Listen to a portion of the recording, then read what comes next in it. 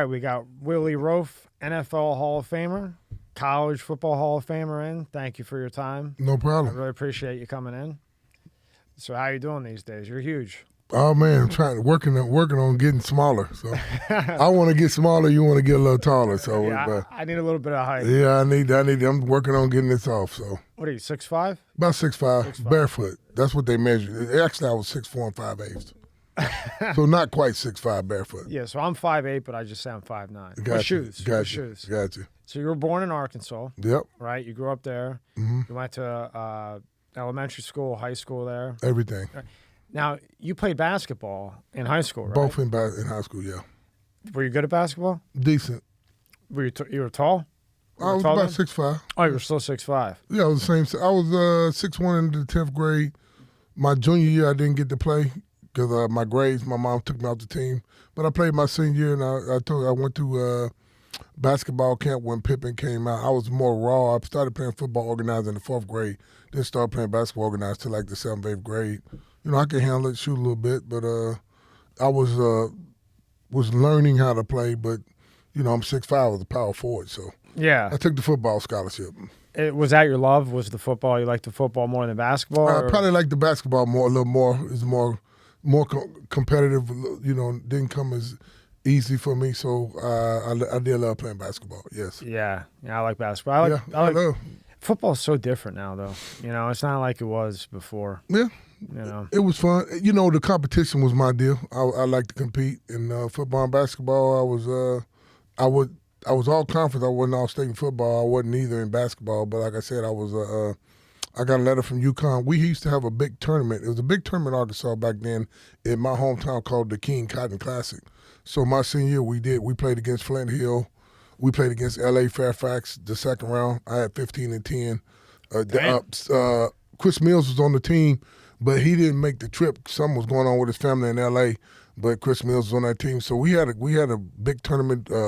Dennis Scott was the best high school player I ever saw play. Really? Jason Kidd came through there. Stanley Roberts, J.R. Reed. I think Bob Hurley. You know, so we had George Lynch. Dunbar from Chicago came. In my yearbook, Dick Vitale was talking to me before the game. It was on ESPN. Dick Vitale, he was the best ever. So we had, right? So it was, you know, you got a taste of some exposure and stuff with that high school tournament. How was Jason Kidd in high school? Beast? Amazing. Beast. Amazing. Fast. Well, right? yeah, but you knew he was going to be, you know, something. Well, you know he's one of those guys, if they let him come out of high school, he'd have been top 10 out of high school probably. Yeah. What happened to Bob Hurley? Bob Hurley was good at Duke. He got in that accident. That's what it was, yeah. Remember, he was a beast at Duke. Yeah, all them Duke guys. Jason Williams got in that accident. Yeah. Yeah. What a shame, huh? Yeah. And I was reading that your dad was a dentist and your mom was the first African-American woman in Arkansas to be on the Supreme Court. Yes. How about that? Well, holy shit. My dad was all state in football and basketball from Merle High School in Pine Bluff in the segregated South. Back then, he was part of the first Underground Railroad with the black athletes wanting to play in the big schools. He went to Michigan State. Oh, that's so awesome. My dad was roommates with Ed Buddy and was roommates with Herb Adderley. Wow. Who's a Hall of Famer at one point at Michigan State, because and then Sherman and Lewis Wayne Fonts was on that team. Bubba Smith was a freshman. My dad was a senior. So my dad was smart. He was co-valedictorian. They both were zoology majors, and they met on a blind date at Michigan State. So my dad finished college, zoology major, tore his knee up. You know, back then you didn't have knee surgery because you were done anyway. So he had to hold dummies for a few years, but he was a good student. So he went to dental school at Howard. Then he brought my mom to Arkansas because she was from Nashville, but her family was up in Mesquite. She grew up in Muskegon, Michigan, but, you know, so and her family lived in the D.C. area. Brought her back to Arkansas. She worked in the lab like a biologist. They wouldn't let her do something. So my mom skipped a grade in high school. She decided she wanted to go to law school after I was born. Mm-hmm. And graduated second in her class. And then she was in private practice, and then she became a judge. So she graduated second in her class while dealing with you? Well, I was a baby, so Yeah, so I mean having a baby. Well, no, but so what happened was we had somebody watching us. I had two older sisters, and my younger brother was adopted. So she was going back and forth to Little Rock from Pine Bluff, and then she got close with the Clintons because the Clintons were both attorneys, and she taught at UAR law school after she graduated. And I remember my dad's 40th birthday party, Clinton came down and came to the party. Bill Clinton? Yeah. Yeah, he's loaded, man. Oh, he's yeah. getting that $400K a speech. Well, he was the governor. He was governor for years. Yeah, he was governor of Arkansas, yeah. For years. He was pretty good, right? Yeah, he was a good governor, yeah. Yeah. Oh, yeah. And then your mom, she was on the Supreme Court, right? She was on the Supreme Court for a while, then the Court of Appeals. Wow. Yeah. That's tough to do. Oh, yeah. And she was the first African-American woman in Arkansas to be on there, Ever, right? yeah. Congratulations. So she got appointed from private practice like in the late 90s. In other words, she was good. And Very smart. good, very smart. Yeah. Congratulations she was to you. well-rounded. Yeah, that's well-rounded. awesome, well-rounded. Yeah, I come from what you call good stock. Obviously, right? Yeah. You know, dad's smart as hell. Mom's Yeah, in the both of Supreme them Court. smart, You're a yeah. Hall of Famer. Well, yeah, my other sister, just a bishop now, went to Harvard and Princeton. She went to My Harvard. other sister went to Georgetown. Damn. So I had to do something, right? I got a PhD. I tell them I got a PhD in football since y'all got, they did all the rest. So now I'm the smallest guy in the room and the dumbest guy in the room too. Well, I don't know. You might be a little smarter than me, but like I said, I did it in sports. That's awesome. Yeah. So then you go to high school. You're killing it in high school, and then you. Well, it was good. No, I mean, the problem was I was I didn't want to lift weights. So I get to high school. I go to basketball camp before my senior year. While I'm at basketball camp, Pippen came in there. I told Pippen I wanted to play against him. He told me to play with the campers because he was coming out that year, and it was like AAU style. We were going all over town playing, and I was doing real good. I got Mr. Rebound. They offered me a scholarship, and I come back to play my senior year. Well, I'm about 220 pounds, but I'm real quick. I'm real fast, but I'm about the same size height I am now, but I didn't weigh but 220. So Arkansas, the big schools didn't offer me a scholarship, and what happened was, in the mid-'80s, we had a couple guys from Pine Bluff High that were real good. Eric Mitchell and Curtis Williamson, they both went to OU with Keith Jackson. So the Razorbacks got mad because they went to Oklahoma. We always had some good athletes come from Pine Bluff. I went to Pine Bluff High School. Don Hudson went to my high school, Hall of Famer, first Hall of Fame class ever. Oh, yeah, Don Hudson. So what happened was Arkansas didn't recruit me, and my grades were kind of so-so anyway. So two guys on my high school all-state ended up getting recruited by Louisiana Tech, was just going Division I. They both went on a visit to Louisiana Tech and committed. The coach that was coming to see them saw me on film. I went up another week or two later, and I committed to Louisiana Tech because my teammates did. They both backed out and went to Arkansas State when Larry Lakeswell was there, who worked for the Cowboys for a long time. And that's how I ended up going to Louisiana Tech. So I really didn't I made the super team, but I didn't make All-State coming out of high school. So you probably say I was like a 2-star recruit. Yeah. Now, when you decide to go to Louisiana, do they give you the whole pitch? Do they sit you down and give you the pitch like you see on the movies and everything else? No, it's Louisiana Tech. I mean, it's a small Division I school. The pitch was we're going Division I. We're going to be playing against SEC schools. We're going to be playing against. Back then we played against Alabama a few times, Baylor, Auburn twice. So you're going to be playing Division I football. So that was the pitch. That was it for me. So And then you went, and you did great there, right? I got redshirted. Yeah. I was 230, 235. I got redshirted. My red shirt was about 250, and I started, but I was real quick. And back in that time, most teams ran in the 80s. Everybody, like in high school, we had to block with arms like this, and everybody ran the flex bone, the wishbone, where they had a 3-back set. So the problem was a lot of those schools that did all that run blocking, they got to the league and couldn't pass protect. So we ran a pro set offense. Bradshaw went there. Our offensive coordinator was Steve Ensmaker, who played at LSU, who's with LSU now. Our quarterbacks coach was Joe Ferguson. Pat Tilley was on our staff. My line coach was PDP Rule, played in the league. And we had pros come help us with the team. But we ran a process, so we had the pass block, and we flipped during the game. So I was a weak tackle. So I went opposite the tight end. So during the game, me and the guard, we would move left to right during the whole game. So now when you say pro set offense, for somebody that doesn't know, because I don't even, what is pro set offense? We passed a lot. Oh, You had passed to pass a lot. Okay. So we had, and we flipped. Teams don't do this. We flipped during the game. So I would be a left tackle some, I'd be a right tackle some. It just matter where the tight end was. Or if it was two tight ends set, I'd normally be at left. But if I was open away from the tight end, I was open a weak tackle. So I flipped during the whole game. Oh, okay. So you had to play both tackles. So you're flipping back and forth during the whole game. And the pro set is a lot of pass. A lot of pass. Yeah. Yes. You had to pass block well. So it was. I had long arms. I was real quick, real athletic. So when I got to college and gained weight, I actually got faster. Yeah. How'd that happen? Just genetic. I mean, I didn't lift weights. I didn't power clean, snatch, training table. You know, I was naturally I had the quick twitch muscle guy, and I never hit weights like that because I didn't want to, and I never drank beer like that in high school. So you get your training table, and you eat, and you just genetics. Now, when you were in college, what was your diet like to stay big but not get too big? You know, to be able to stay I was quick. putting on weight the whole time. Yeah?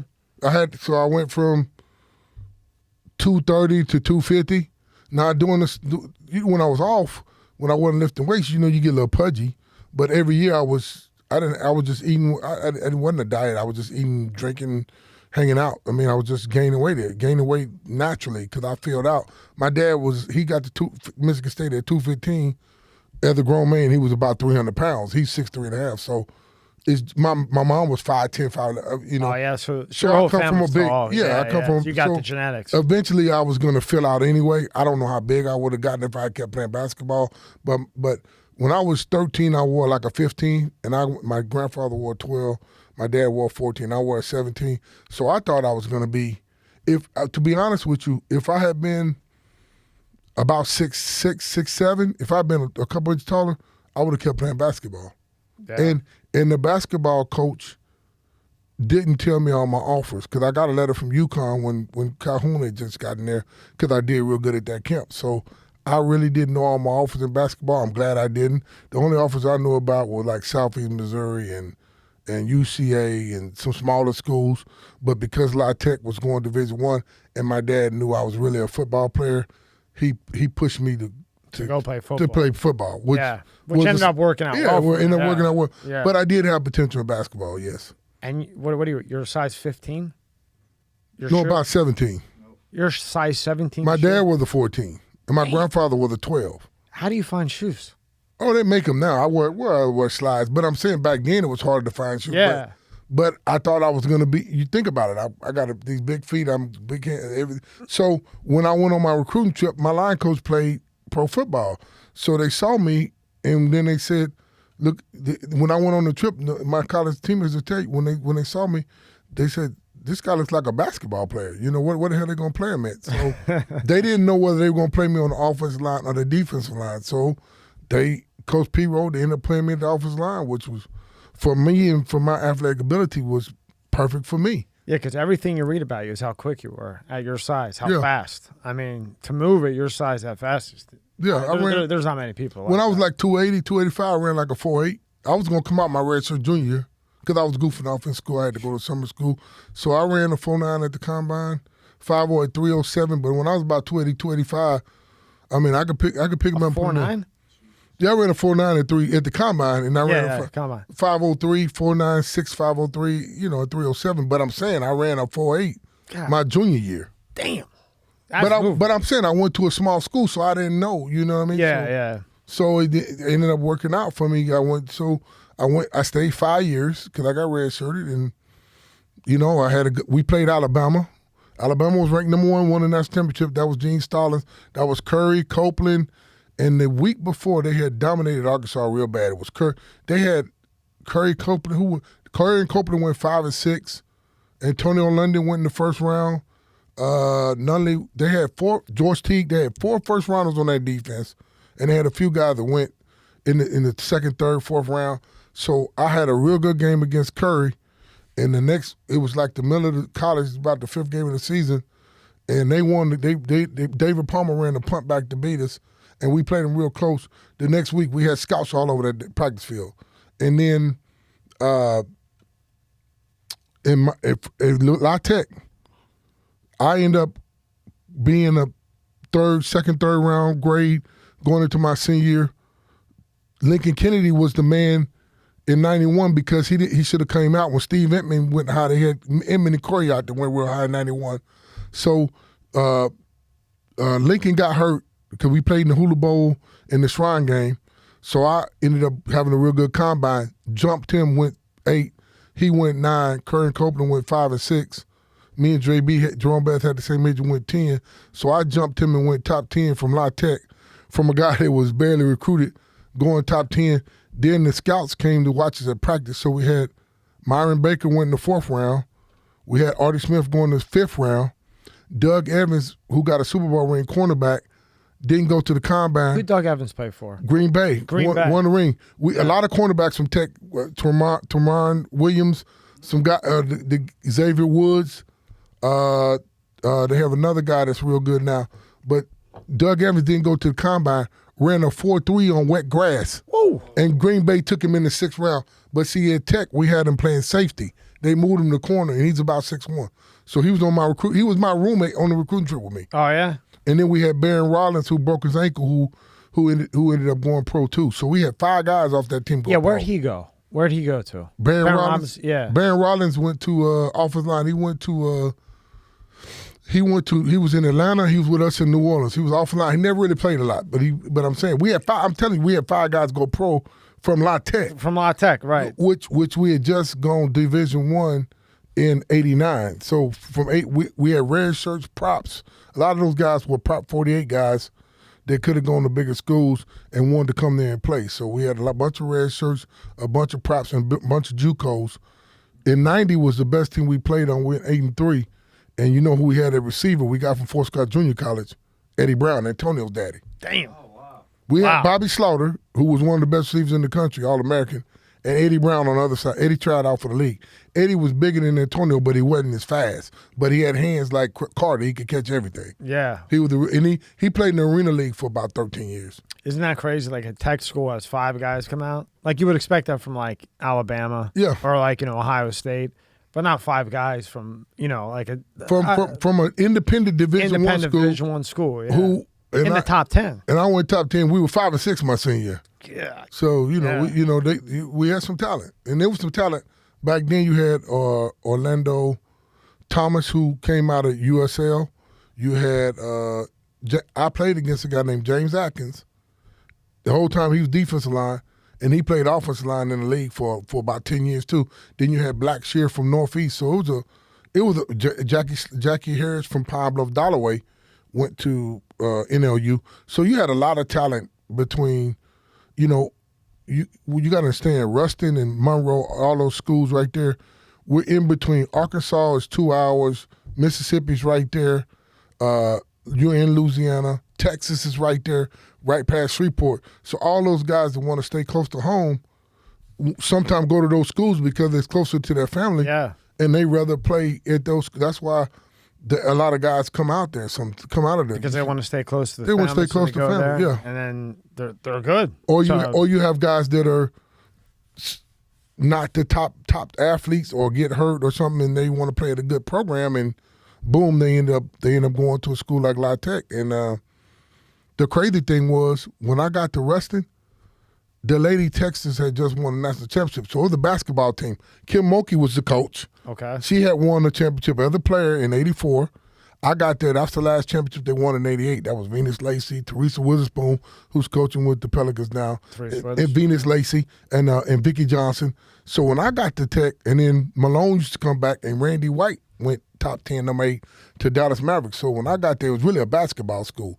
So we turned it from a basketball school into more of a football school while we were there. Because at that point, it was a transition period because the Lady Texas were good, but they weren't quite as good. But they still were the top dog on campus. And then the men's basketball team, P.J. Brown was there with me, who played a long time, played with the Heat. We came out together. So, we had, like I said, we had a lot of good athletes come through there, but the football team it's a football school now. Skip Holtz is the coach now. And before last year, they had won 5 straight bowl games. And correct me if I'm wrong, but sometimes it's almost better to go to a school like that because you shine more. Am I right or wrong? Or you have the possibility of sticking out more. It's better to go to a school like that sometime when you're raw like a player like me, because you're going to get more personal attention to your support staff. If I go to a bigger school and they had all these other guys that were, big time All-Americans or these high school guys, maybe I wouldn't have got the personal attention. You know what I'm saying? So right. So like example, like if you went to like Alabama or Ohio State, they already got guys that they're putting their time into. Now they're putting their time into, yeah. They might not give you the time to help you. Well, if they see the potential, and they see that you can have potential, they will work with you. But the problem with me was, I don't know if I would have made it through. I was goofing off in school so much. We were on the quarter system, so during the fall quarter, I like laying in the bed, so I would have to make up in the winter and spring and then go to summer school every year. So then, like, going into my senior year, I took like 12 hours, and I don't know if I would have been able to get away with that going to those bigger programs. I would have to focus harder. So, everything worked out for a reason. But, like I said, my line coach played with Joe Delaney. He played pro 8 years, so he knew. So they knew. When I got there, after I got red shirt, hokey guys I just come down there, and my red shirt freshman, they said, "Who is this kid?"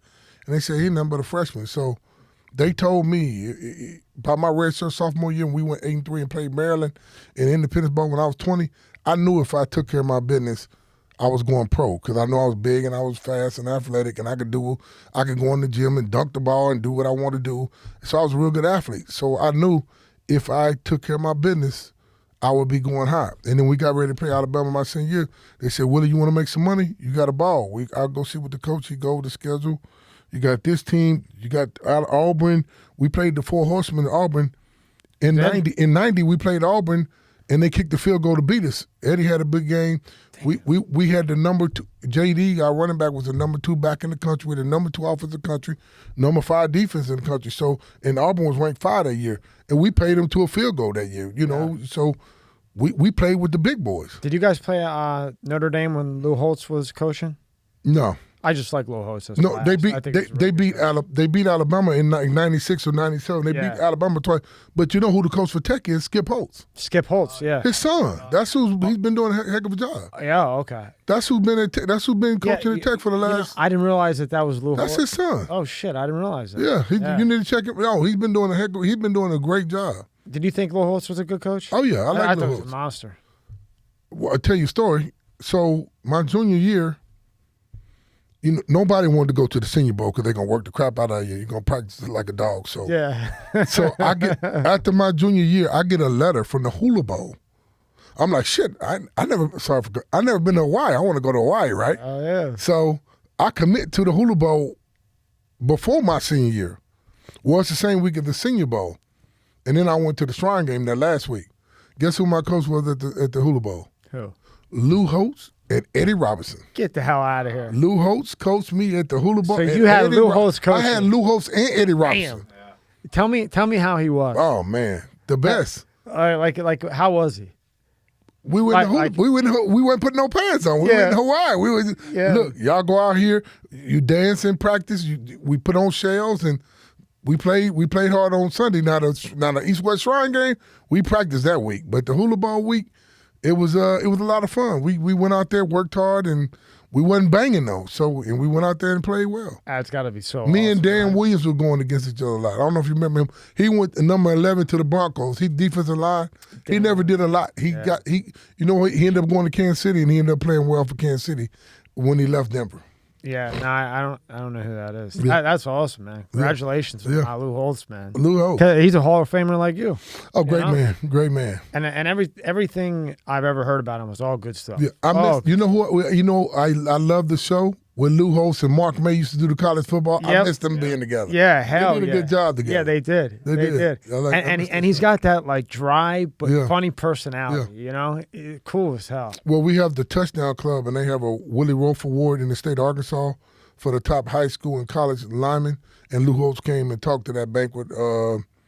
Like when they first named the award after me, like in 2014, they have the Dan Hampton Award, the Willie Roaf Award, Cliff Harris, who just got in the Hall of Fame Safety Award, and now they have the Dan McFadden Award. Wow. Because he's from Marcus, for the running back. That's awesome. See, the problem, like the position that you played, you don't get enough credit because what people don't understand is without you, that quarterback's going to get crushed. Well, if you don't remember what happened too before I came in, those guys were going high. They had Charles McRae and they had Anton Davis come out from Tennessee, and they missed camp. Well, they struggled. And then you had Bob Whitfield come out from Stanford the year before me, and he ended up having a great career, but he didn't end up playing till the second half of the season. So my whole deal was when I got drafted, because you got to understand, I'm coming from Louisiana Tech, so I'm the first Louisiana player drafted by the Saints in the first round. I'm Jim Fink's last pick. He died. I didn't even get to meet Jim Fink's Hall of Fame general manager. So I wanted to get off to a good start. So my whole thing was I wanted to get in camp on time because the trade up to get me, we had the 20th pick. They took Irv Smith. Irv Smith Jr. was playing for Minnesota Vikings now that played Alabama. So they traded Pat Swilling, all-pro, to Detroit and got me with the 8th pick. Yeah, because you were acquired by Detroit, right? They got the 8th pick and the 4th round pick. They took me and they took Lolo Neal, who was a great fullback. Detroit did, right? The Lions. Yeah, but they traded Pat Swilling. They traded Pat Swilling, who had been all-pro the year before. Okay, and then in that deal, you get sent to the Saints. No. Okay. They traded the pick. The Saints picked me. They traded the pick. They traded the pick. But I'm saying the pressure was on because you trade Pat Swilling.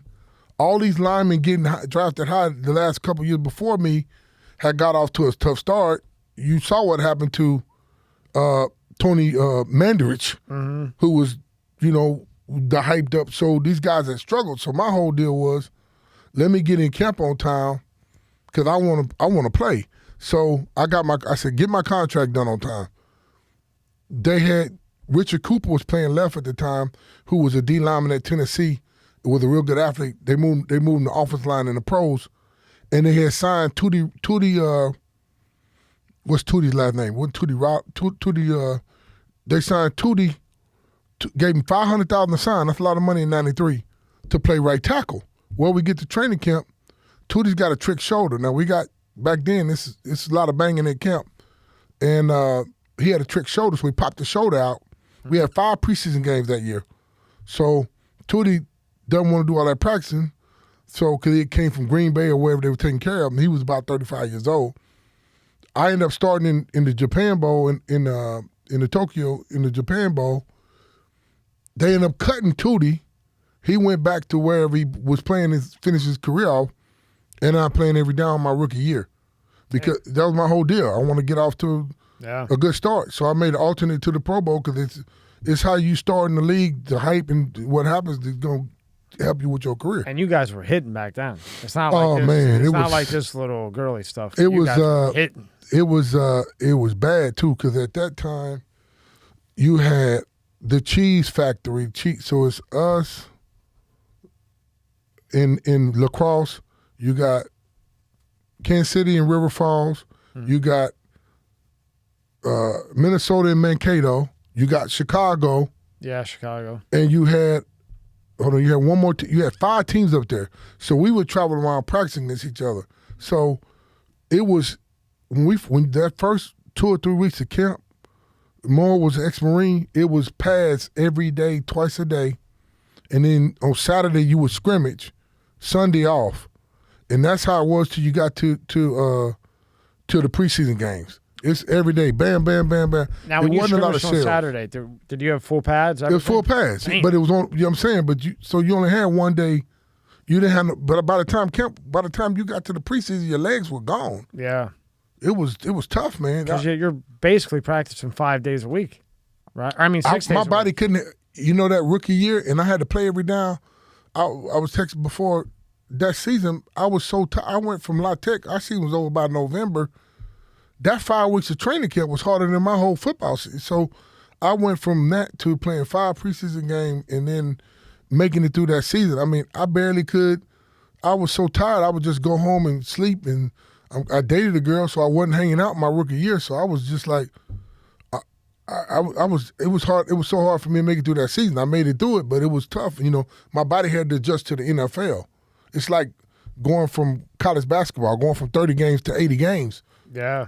You see what I'm saying? It's I'm going from 11 games to 16 plus 5. That's 21. It's tough on your body. What would you say is the biggest difference between college football, not now, at your time, between college football and the NFL? For me, it wasn't learning the system, learning the blitz packages, because I wasn't used to seeing all them blitzes and the way they do it. The NFL was totally, because I played at a small school, I didn't see that unless you played the bigger schools. And the step up of the competition. I'm going to play Alabama or Auburn, a school like that, twice a year. I'm in NFL. I'm going against. Everybody's just as good as you. Everybody's big. Everybody's real good. So the competition was in learning the system. For me, athletically, I was gifted. So athletically, I could do it. It was just learning that system. Learning right? the system and on the fly, being able to as offensive lineman, you got to be able to go. I got to ask this because you won everything. At your rookie year. What was the toughest team that you played when you were a rookie that just had you, they had the blitzes coming it was the toughest team we had when we went up there and they had the most sacks my rookie year. The toughest game I had, I would say Kevin Green got my first sack on me. We started 5-0, and I thought everything, this is NFL. Then we went in the training camp mode. I will say this, Coach Moore, it was hot as heck out there. At that time, our practice facility was trailers, literally, in a barn with a power plant behind our practice facility. They hadn't built a new complex yet in New Orleans, so it was tiny. So we went in the training camp, but it was hot as heck out there. So Kevin had a couple sacks on me and was winking and tapping me on the ass, and I'm like, what the hell's going on? And I'm a rookie, no hair on my face, and I don't understand. He's been in the league a while, and he's winking and I'm like, what the hell's going on? And he bulled me and slipped me a couple, got me. But the toughest game we played against as a team in Cleveland against the Dog Pound with Bill Belichick. They had 9 sacks. Oh, yeah. Bill Belichick. And they had Rob Burnett, they had Clay Matthews, they had Eric Turner, the safety, the one that died. Eric Turner was a bad boy. They had the kick returner, the real original kick returner, Metcalf. This is 97, right? No, this is 93. 93. Damn. Yeah, see, 97 was the pace. The pace. Pace okay. came out in 97. Okay. Yeah. But I was 93, yeah. Yeah, so they were a beast, huh? That defense was tough, was serious. They had Jerry Ball or somebody in the middle. They had some studs on that defense. Willie, do you think that Belichick's the best coach of all time, NFL-wise, or no? Got to be. And I grew up a Steeler fan. He's got to be the best. I mean, you know what? I will say this. That division was not that good most of the time he coached. So, I will say that the division, that played into their favor. But to win all those games and to do, I'll say he wouldn't have been that as good a coach if he didn't have Tom Brady. Yeah, it wouldn't have been. They go hand in hand. So if I say Belichick's the best coach, he's got the best player to ever play. He got Tom Brady. Yeah, he's got the GOAT. Look what Tom Brady did in Tampa. Yeah, and Tom. I said this before. I never seen Tom Brady get hit more in my life than he did the first 6-7 games playing with Tampa. Mm-hmm. I mean, he got hit this year, and they turned it around.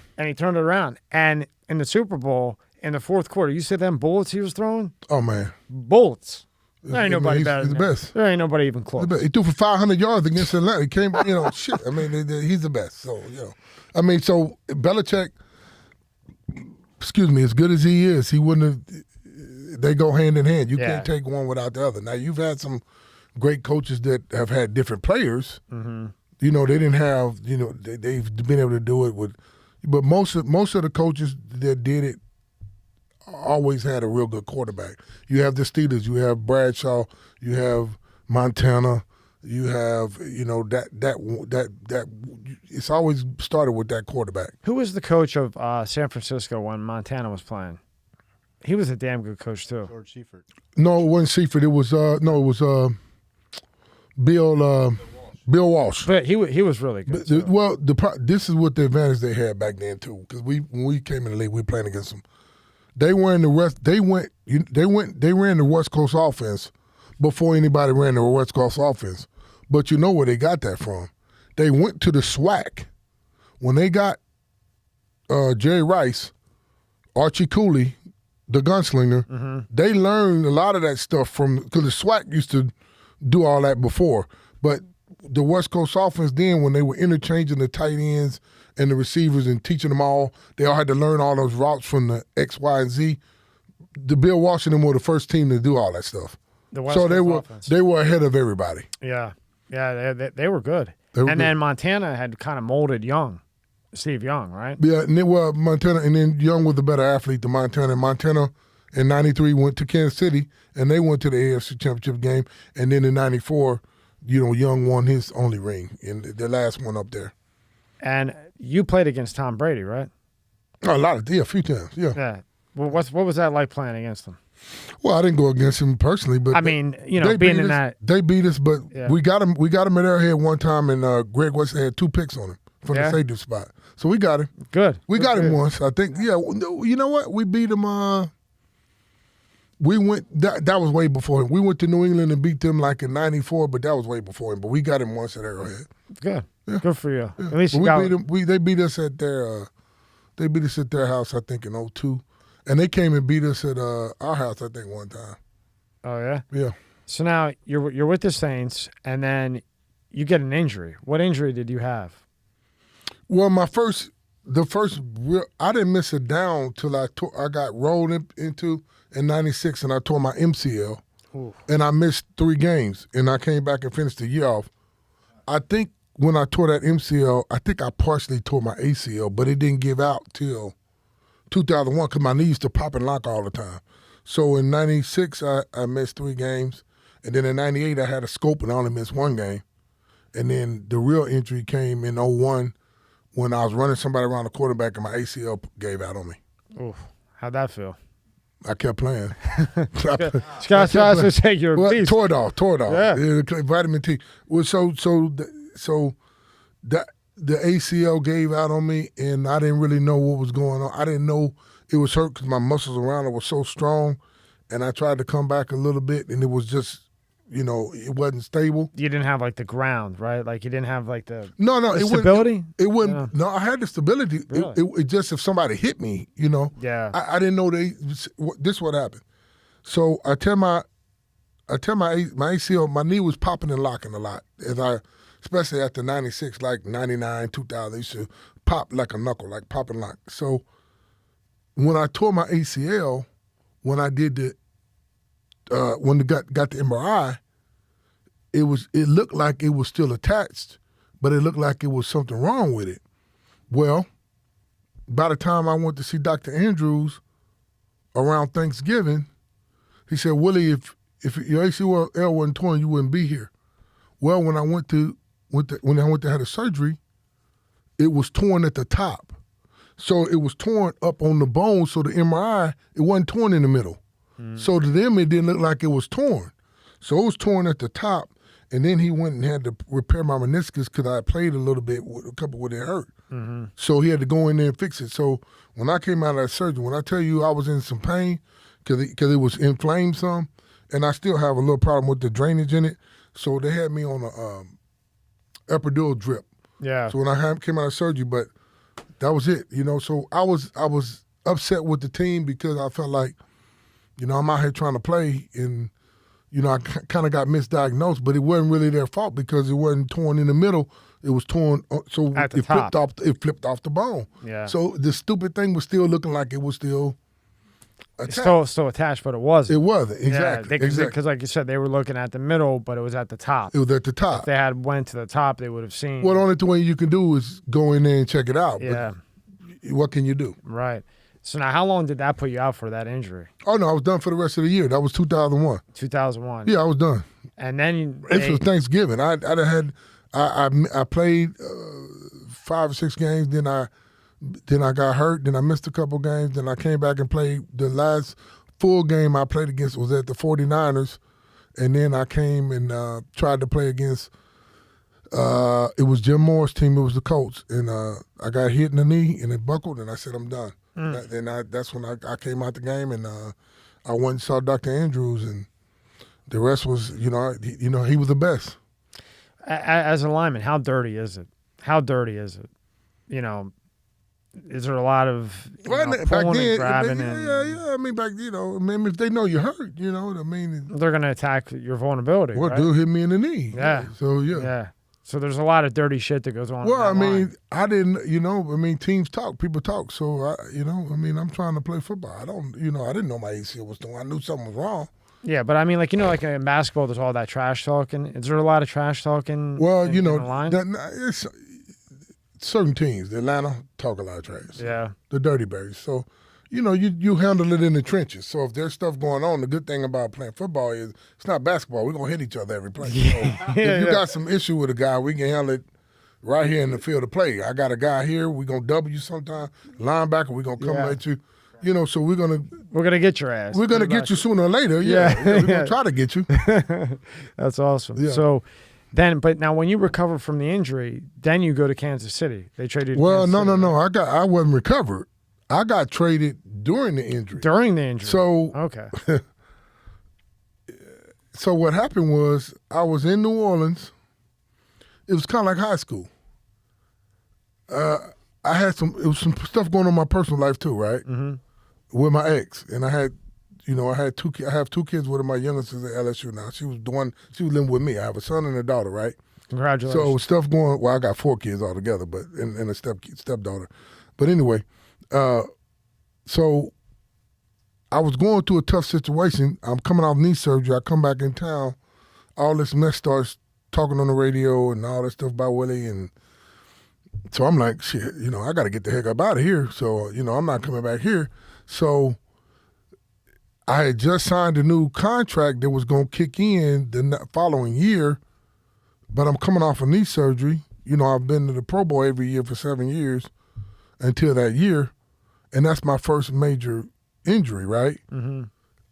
But Sally had both his labrums operated on, and he had knee surgery that offseason too, but he wasn't 30. So what happened was I went to see the doctor in Denver because I used to train in Denver. My agent was from Denver. I used to live in Denver. So I said, I got a daughter in Colorado. I wouldn't mind playing for Denver Broncos. So I went up there one time while I'm rehabbing and had to go and get some treatment purposely so they could see I was doing well off the knee surgery because I was ahead of schedule. I knew I was going to come back off the knee surgery because I came off a scope in a week. Damn, I came out. Yeah, I had a scope in '98. I had a lateral meniscus scope. I have more cartilage than this. I had a lateral meniscus when Dick was there, and I missed 12 days. But I'm saying I had a scope on a Tuesday. I played Mr. Carolina. I played the next week. You hear this, Rob? Yeah, back then that's how we did it. And I took some. And it wasn't no damn. That's the real bull. That's the real shit. There was no stem cells. There was none of that shit. No, it wasn't that shit back then. No. You take some Vicodin during the game. So anyway, so I'm in a tough spot. I said, look, I got to get out of here. Blah blah blah blah blah. I'm never coming back to New Orleans. Blah blah blah blah blah. So what happened was Denver, I talked to them. Kansas City started calling. I didn't know. I knew the Priest had like a bunch of yards, but I didn't know nothing about Kansas City other than Priest and Will Shields because I came out with Will Shields. They beat me for the Outland Trophy. So, so at the end of the day, because of my personal situation, nobody really wanted to fool with me. So I ended up having to renegotiate the contract before I get traded, which they're gonna cut you down to all incentives. Of course. You know how it works. Yeah. So I'm stuck in a tight spot because I can't go. I had to get traded by March 8th or 9th by midnight. I got to be traded, or the Saints aren't going to release me. Aren't going to pick up my options. I'm going to retire from football. I'm not going to play for y'all no more. So I ended up working the deal out. Nobody wanted to touch me, other than Denver offered me a deal, but Denver said for me to get my roster bonus, they weren't going to pay me week to week to week. I had to play 14 games. I said, well, shit, what if I just pay me week to week to week? So Denver really didn't offer me a contract. Kansas City ended up throwing me an incentive-laden deal. That was really the only team that really offered me something fair. Boom, I get traded to Kansas City, which is the only team I can pack up my car because from Pine Bluff to New Orleans, my dad came to every game with about 8 hours. I went through Arkansas, and it's about 8 hours going the other way up to Fayetteville to Kansas City. So I ended up getting traded at the last minute when nobody wanted to touch me. And you say that if it wasn't for Kansas City, you don't think you would have been in the Hall of Fame. If They quote you saying that. Yeah. You got to think about it. I go to Kansas City. John Tate was Mormon. He was having problems with Peterson because Peterson cursed or said something to him. He was 6'6", but he had he had shorter arms, so he was struggling at left, and they moved John to right. So John was upset because they were moving him to right. I'm coming off knee surgery. They don't know what I'm gonna be able to do, but then Will's at right guard. You got Casey Wegman at center. I didn't know nothing about Casey. Casey was one of the most underrated players that ever played in the league. You got Will, who ain't never missed a down in 14 years. You never even hear about him. Will played 12 Pro Bowls, never missed a game. That's crazy. So then Brian Waters, who I don't even know who Brian Waters is, he was the fullback. They moved him to the line. He was with Dallas. They cut him. He went to Kansas City, went to the Arena League. He had played center and guard a little bit. I didn't know nothing about Brian Waters. They got him at left guard. Then they bring me in and put me in left tackle. So I don't know, other than Will, I don't know any of these guys. So I come in, and then we get out there and start playing, and I'm like, Brian Waters doesn't even want to work out, and he can go in there, and he's like Larry Allen, he can bench like 500-600 pounds, and he doesn't even lift weights. So, I mean, it's like God, he said, if you had to, we just start wrecking shop, man. What happens is when you pick up guys like me, they picked up Priest, who left a situation, Eddie Kennison, guys, we got something to prove because we're pissed. So when you bring in guys that really want to play football and they left a disgruntled situation and they still got some ball left in them, then, you got something to prove. It's kind of like correct me if I'm wrong, because you were in late. It was kind of like Bill Belichick. He'll take like the biggest rebel ever, but has the talent. Yes. And get them on the straight path. Randy Moss. Went to Oakland and collected a check and was, Antonio Davis. Who else did he take? He took a lot of. He took some of them. Then they played good for him. And they played good for him. Yeah. And they were nightmares. They were out of control. And Belichick just got them under control. You got to have the right coaching staff, and you got to have the right people around. Now I will say this. Same thing in New Orleans. We got to Kansas City, and Vermeil was not playing. Old school. They ran Vermeil out of St. Louis because of the way he was practicing dudes, and they boycotted the team. They won the Super Bowl. Joe Phillips had went there and was talking about, I'm gonna work hard, and I'm looking forward to going. When he left Kansas City, he went to St. Louis. Vermeil made guys retire. I get to training camp. Well, I'm coming off ACL, so I ain't got to go 2 days. I'm going 1 a day in 2002, and then in 2003 I went back 2 days. But we picked up Vonnie Holiday. Vonnie Holiday had bad knees before he got to Kansas City and worked him too hard. And he couldn't make it through, he struggled to make it through the season. He left and went to Miami Dolphins and played about another 6-7 years because of that. We got Freddie Mitchell from Freddie Mitchell. We got Freddie Mitchell, I remember Freddie Mitchell. from Philly. That's my boy. And Freddie had to get it. Freddie said, my knees bother me. I need to get a scope. I said, because I had a scope. It said training camp. I said, Freddie, you need to get the scope now. You're not going to be able to play if your knees clicking. I said, you got to get it cleaned out. You're not going to make it through the season. Because you had just went through this. Yeah, I went through it in 98, but this is in like 2002, 03, and Freddie's like, I don't want to do it. He had never had surgery, so he's like, I'm scared to get the scope. I'm like, man, you got to get the scope. You're not going to be able to make it to the season. So, well, Freddie didn't want to get the scope. He ended up getting cut. You know what I mean? You got it. But we practiced so hard, and we practiced for 3 hours that Vermeil was wearing you out, man. It wasn't no joke up there. Yeah. So, but then when you went to play, you could handle it, though. Yeah, the problem is back in those days was, when you started, you were so happy when training camp was over. You were so happy when you got home and you weren't having to practice 2 days, even though we still practicing about 3 hours with Vermeil. It took you a few weeks to get your legs back. Yeah. So you start the season and you're playing, but your legs are tight. You're so worn out from training camp. You're so worn out from training camp, but your body's so banged up, it takes you a few weeks to get back, get your feet up underneath you. So you really don't get your feet up underneath you till like week 4 or 5. And I'm going to tell you what used to happen. Denver, because they were new, they owned the coach and them were part of the selection committee with the schedule, would always play us in September up there because they knew we didn't have no legs. So Shanahan's smart. He's going to bring us up there to play Denver at Mile High in September because he knows we done been beating ourselves up at training camp, where Shanahan if you were 30 and up, he took care of you. You didn't do two-a-days. But Shanahan was the coach that run around here in shells. Now, I want you to be crisp, and I want you to know your assignment and get where you're going and work on your technique and knee bend, but I'm not going to beat you up out here. Vermeil was one of the last ones that was still practicing like that. Like, these guys can't do none of that anymore. So we would play them and get beat up there, and then they would come to Kansas City in November when we were rolling, and we would usually beat them. Yeah, Shanahan was a good coach too. Real good coach. Yeah, I forgot about him. Yeah, Shanahan was the one I tried to. He walked up to me.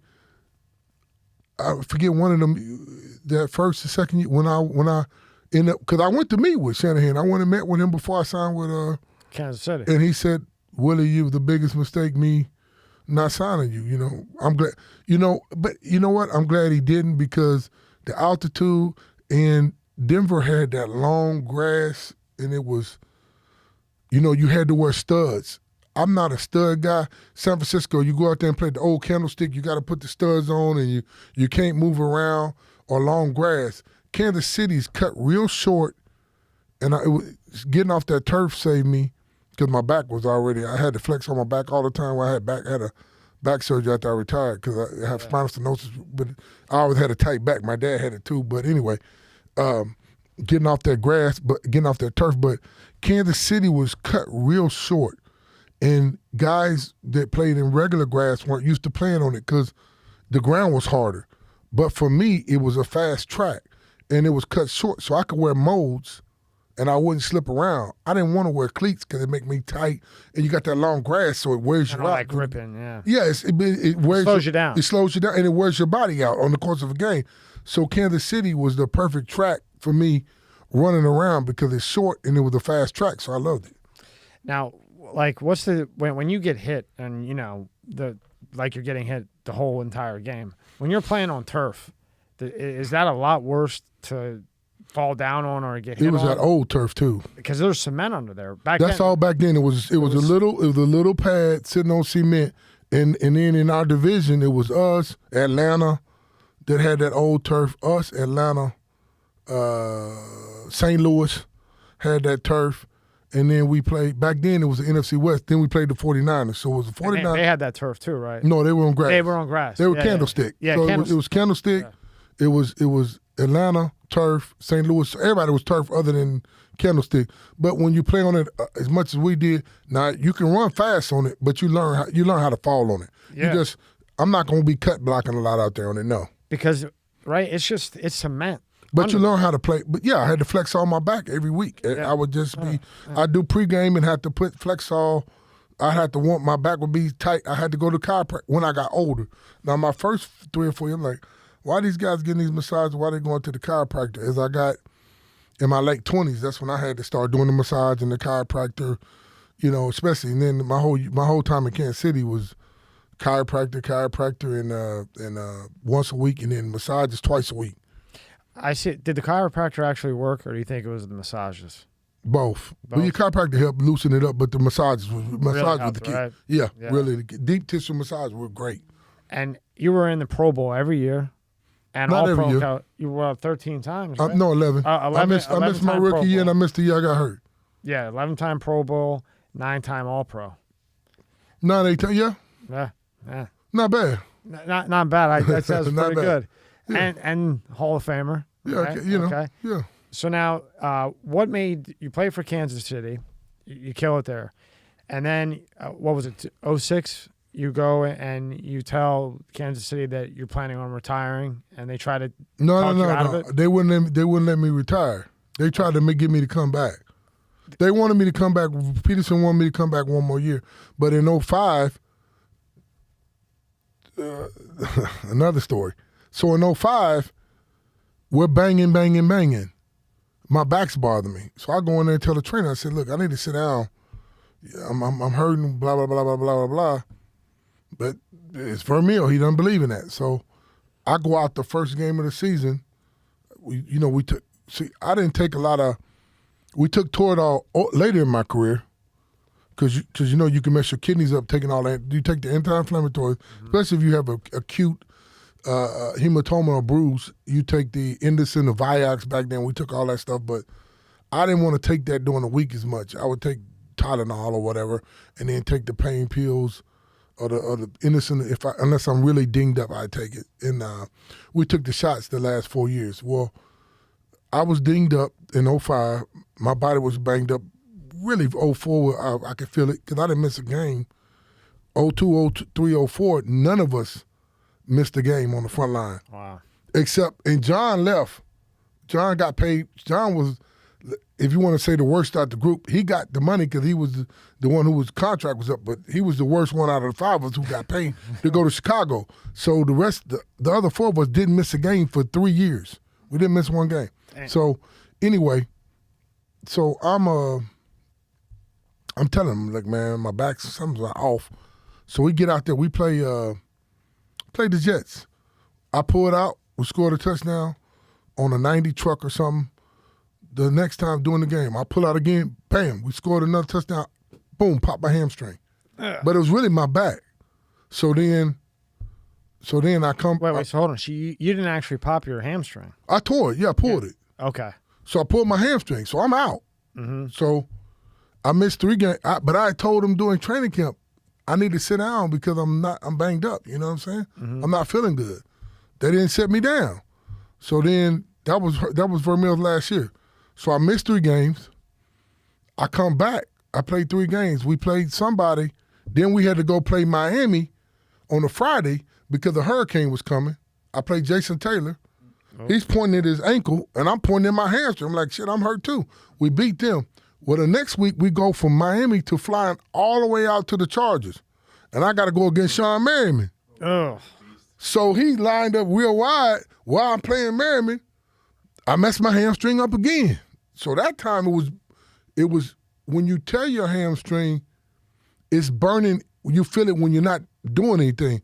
When you pull it, if you try to run, you feel it. Well, when you really hurt your hamstring, you feel it when you don't have to be doing anything. Like you'll just be sitting here right now. And you can feel your hamstring. Yeah, that's when it's worse. So I hurt my hamstring again. I miss another 3 games. So then I come back, and late in the year, I had a cut on my. I think I got in a car. I hit my car or something. I had a little cut on my knee, and I used to wear the knee sleeve. Well, I started shaking and shivering. I'll tell you what happened. It was a Saturday. We're going in. We got to play Denver the next day. So I come in on that Saturday. I'm like, my groin's swollen up. Something's wrong. And I'm shaking. I'm like, something's going on. Well, I got a staph infection. I got something going on. Shit. So they send a doctor over my house on a Saturday before the game and to give me something. And I had a steam room in my house. I had a little steam shower down in the basement. I sat in the steam room, and it was a 3 o'clock game, which was good for me. So whatever little infection I had, I was able to shake it off a little bit. But so I come the next day, and I'm like, I feel a little better. It's Sunday. It's game day. Hell, I got to go. So I go play. We win the game. So I'm telling you this to say I put my body through a lot that year. And see, what happens is when you're taking these anti-inflammatories and you're getting these massages and you're taking the Toradol every Sunday for the game, as soon as the season's over, you cut all that stuff cold turkey. So when I go back to California, my body's like, what the hell? What's going on here? Because I've been doing all this stuff to play football. Right. And then I'm not taking, then when you stop playing, you're not taking all the pills and doing this and then doing that. How'd that feel? Didn't feel good at all. Yeah, I'm 35 years old, turning 36, and I'm like, and then I was trying to start running some, and I kept tweaking my hamstring. It was bothering me over and over again. Well, I'm saying that off season, I was trying to gear up and say, and I'm sorry, I played Freeney. I got after him a couple times. I played Human Yor. I played Ware. I played all these guys. I played good against them. I'm sorry, I'm not going to go out there the next year and collect a check and let these guys run around or be half-assed. I couldn't do it because I saw pace. Walter hurt his knee the last year. I saw, some of these guys getting after these guys. It's going downhill, kind of, right? Is that what, like you're saying? Like everybody was getting hurt. Well, everybody, I saw them play a little bit, and they were getting beat. Yeah. I got after these guys for the most part. I couldn't. I wasn't gonna get out there. I wasn't gonna try to go back and play the next year, if in my mind, I couldn't. I didn't think I was gonna be ready to go. Right. It's, you when you play pro sports, and you get to the level I was at, you might be in the off season, but it's never out of. You're always thinking about. I got to get ready. I got to play these guys next year. For instance, in '97 was the worst year of my career.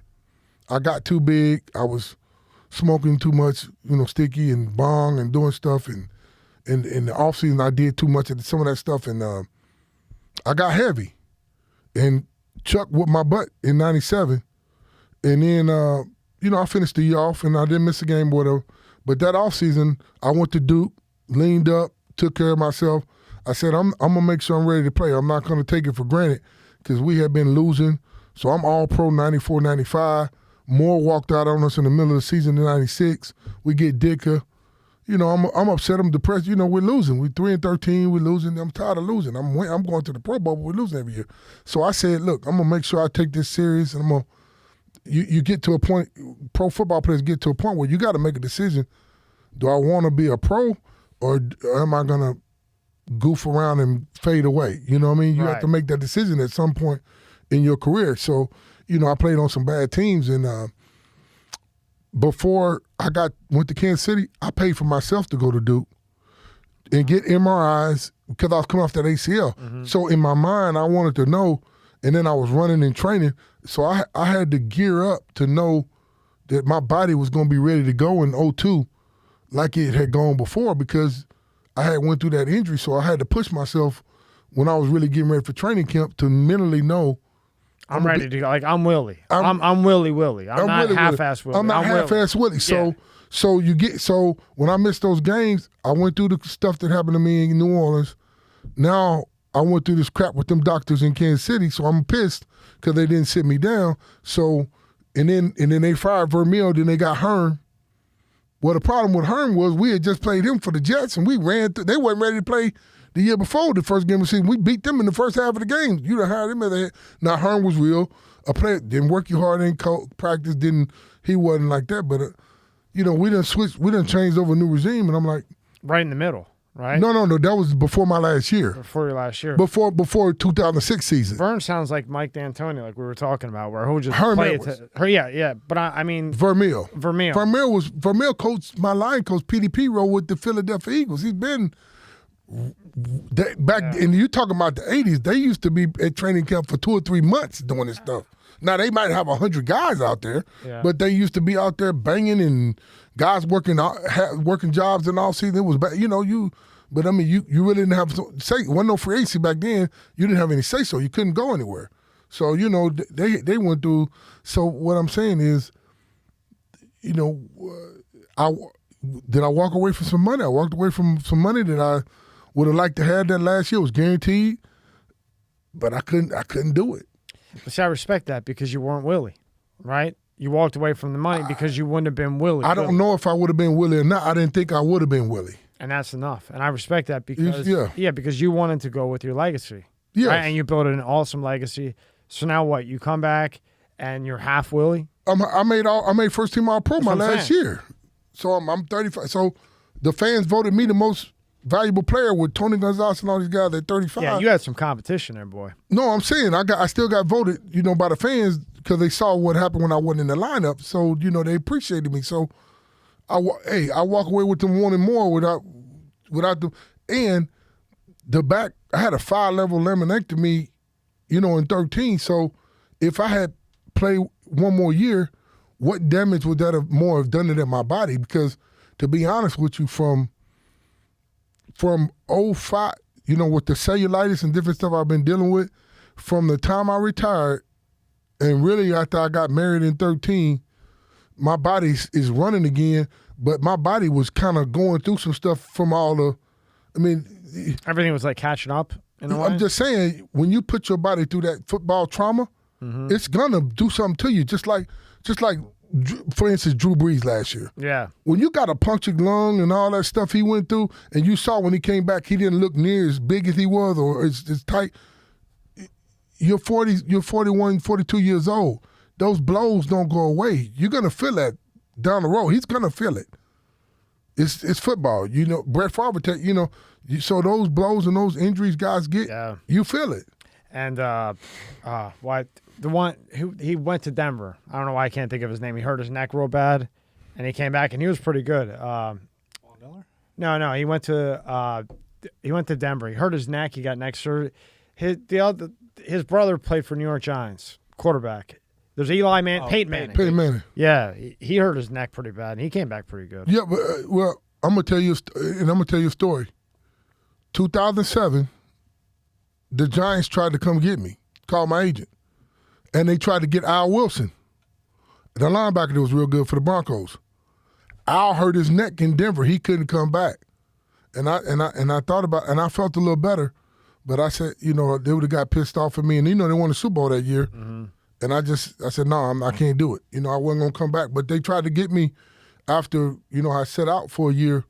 The Giants had tried to make a call and see if I still wanted to come and play. And you said no. I couldn't, you weren't Willie. You might not have been the Willie. I had checked out mentally too. Yeah. The physical part is hard enough, but for anybody that plays pro sports, especially football, and you're able to do that for – I was in it 13 years. These guys that are 15, 16, 18, Tom Brady in his 40s like this, I mean, you really got to be mentally tough to do. I mean, you got to deal with your body. You got to deal with getting out there playing. You got to deal with having a bad game. Everybody talking about you. Can you bounce back? Remember when Tom had the bad stretch, or when he had thought it was fourth down, he thought he had another down. I mean, you got to. It's tough, man. Yeah. So what you're saying basically is in the pros, it's not just physical. It's the mental, the physical, the family, the travel. Now you got social media. You got all this. You got all. Yeah, you traveling. The travel really gets you. That kills you, right? Eventually, yeah. How many years do you think Tom Brady's got left?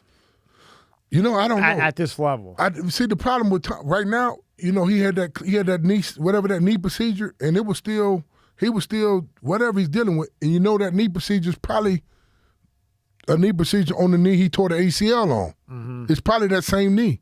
See, he's got to understand all this. So when I came off the ACL and I kept playing, I would wear the sleeve and everything, but after every game, my knee would be real stiff.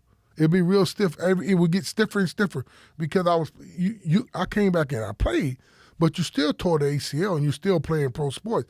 You're still gonna feel it. So I don't care if he's playing quarterback. He's feeling that more and more. It's your knee. It's like you got the tire. You got your brakes. You got your brake pads and all that stuff. You're still jumbling stuff up in there. You're still running around. So you still got to live with that knee when he's done playing football. Yeah. You see my point? Yeah, I see it. I think maybe 2 more years. I think maybe 2. Maybe 2. Depending on it. Depending how they do this year. Yeah. If, let's say he goes out there and they had a tough year this year, or he in the same, maybe he walks, but I say 2. I think he wants to try to get 1 more, but I agree with you, maybe 2 more, and I think that's stretching it. Yeah, I think so. You think we'll get another one next year? Would you put your money on it? It's hard in the NFL. It's gonna it's gonna be good in the division because you got the Saints who got another quarterback. That you got Carolina who doesn't have a quarterback, and you got who else? You got Atlanta. So yeah, I think he got a chance to make a run. It's hard to win another Super Bowl. I mean, yeah. Even though they got everybody back, they got Antonio. They're loaded. And what's his name? He's still there. Is his main guy? I always forget it. The front Gronk. Gronk's trying to win. So basically, though, this is what I would say about Brady. If Gronk and all them guys they sign 1-year deals, if they split up and a lot of them guys retire, then he needs to walk. Yeah, he better walk. If Gronk and Antonio leaves or whatever the case may be, he better because they brought everybody back for this run. After this year, if guys start walking, it's time for him to go away. Rob doesn't think that Tom Brady's the GOAT. Huh? Rob doesn't think that Tom Brady's the GOAT. He's the GOAT. Who do you think's the GOAT, Rob?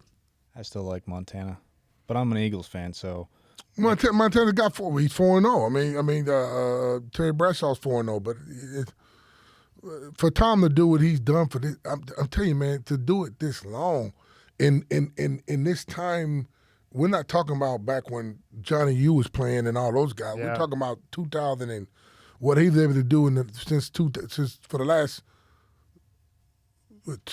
20 years. Yeah, and then go to a whole new offense. A whole new team, whole new offense. Do you believe in? My question is then: do you believe in the Spygate and the Flategate? Do you think that has anything that? I do believe that when those teams were going to play for the Super Bowl and practicing at some of these fields, they might have been looking at. I do believe that. I believe that any edge they can get to win, that they will take it. So I do believe that. That's why.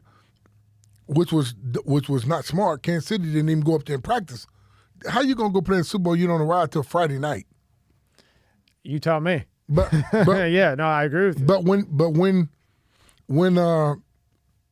when Andy Reid's son got in that trouble, I knew they were in trouble. Yeah, it was bad too.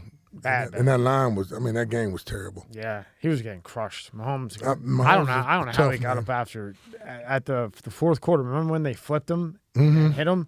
I thought he was out. When suing them hit, yeah, that's a tough young man. That was a tough hit. Yeah, yeah. Do you think Mahomes is the next? Like, Brady retires, right? Who's that next quarterback that's going to be at least a chance to be there in the top? To get close to that, Mahomes would be the guy if he's got to win. He's got to win 3 or 4 rings. If he rings 3 or 4 rings, I don't think anybody will win. How many Brady got? 7? Nobody will get close to that. How many he got? 7? He got 7, I think. He's 7-3. Lost to the Giants twice and the Eagles once. Yeah, he's 7-3. Yeah. He's 7-3, man. Yeah, he's been there 10 times. Yeah, 10. That's half his career, basically. Been in the Super Bowl 10. I mean, come on, man. Now, how has the game changed now since you played? Well, they take better care of the players. The guys don't hit and bang. I mean, if guys could play now, I mean, some of these guys would play 15, 16 years. I mean, I think we were more durable, physically. Bodies were more durable than guys are now. But I just think, they don't pass the ball. I mean, they don't run it as much. A lot of them, they dink and dump it for running.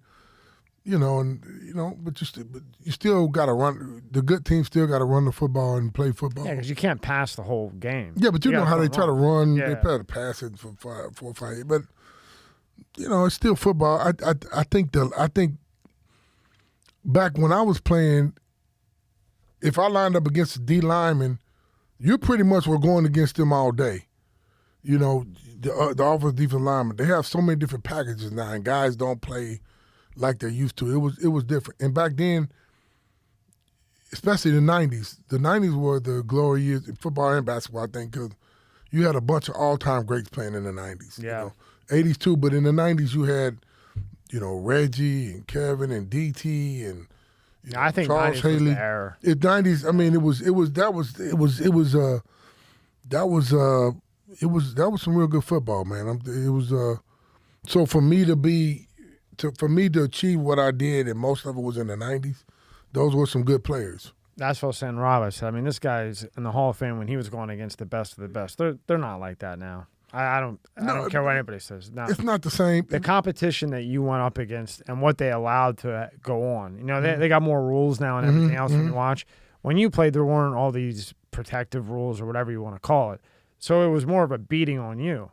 And for you to accomplish what you did when the game was played the way you played. That's amazing. At least you couldn't head slap and do all that. I mean, it's still football. You still got to play football. Now you can't. It was a little dirtier back then. Yeah. But your competition was crazy, man. The level of competition and the guy in the all pro guys, Hall of Fame type players. There was a lot of guys that came through then. There were some all time greats in that time too. So, I mean, it's.